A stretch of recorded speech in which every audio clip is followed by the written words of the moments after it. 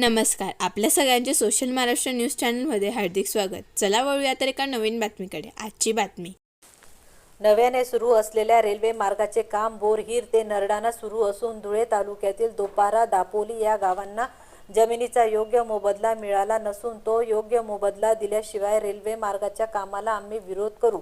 कारण आमच्या बागायती जमीन असून आमच्या जमिनीत झाडे आहेत याचीही मोजणी झालेली नाही व बागायतीप्रमाणे आम्हाला मोबदला मिळाला नाही.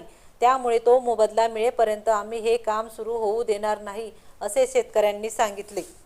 मैं समीर कुमार आज दिनांक 20/1/2024 को जापुरा दापुरी सोनगीर में वन विभाग के साथ यहाँ पे रेलवे धुले नडाना नई लाइन के संदर्भ में यहाँ पे पेड़ों की मौजनी के लिए यहाँ पे उपस्थित था।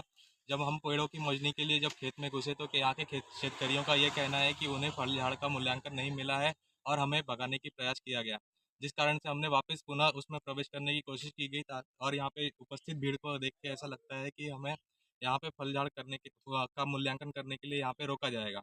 अतः साहब यहाँ पे उपस्थित थे, इन्होंने स्ट्रेट फॉरवर्ड हमें मना किया गया। जिला परिषद सदस्य इनका मतलब परिचय है। Okay sir. और किसान लोगों ने यहाँ पे हमें काम करने के लिए मना किया गया और हमने यहाँ से चले जाने के लिए आदेश दिया है। तो कृपया इसका समाधान उचित और निवारण करें और हमें पुनः जो लाइन है हमारी वो हमारे टारगेटेड लाइन है जिसका टेंडर हो चुका है, कृपया इनका निवारण करें ताकि हम अपने काम के लिए फल झाड़ का मतलब पेड़ों का वन झाड़ों की संख्या गिनती करके इसका इवेल्युएशन लेके इनके क्लियरेंस की जो प्रक्रिया है वो आगे बढ़ा सकें। धन्यवाद। मी ज्ञानेश्वर विकास चौधरी, सोनगीर जिल्हा परिषद सदस्य प्रतिनिधी।